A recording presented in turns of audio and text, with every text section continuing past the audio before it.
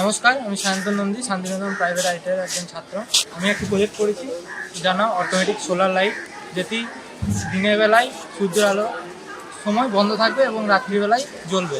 এই প্রজেক্টটি করতে আমাদের এই চারজন আরও দু একজন ছিল যারা সাহায্য করেছে। যেটি হলো একটি সোলার লাইট, একটি ব্যাটারি, একটি রেজিস্টার, একটি ডায়োড এবং একটি আইসি এবং কয়েকটি তার লেগেছে।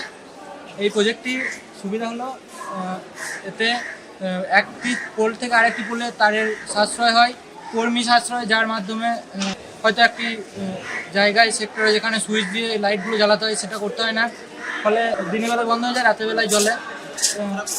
এই লাইটের সুবিধা হলো কোনো ইলেকট্রিক খরচা হয় না, সূর্য থেকে চার্জ হয়, তার ফলে এই লাইটটি জ্বলে। এই প্রজেক্টটা আমি দেখাচ্ছি।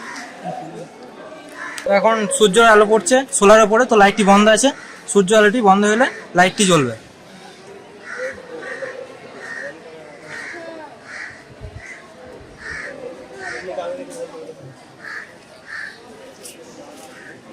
তো এই হলো আমাদের প্রজেক্ট। নমস্কার।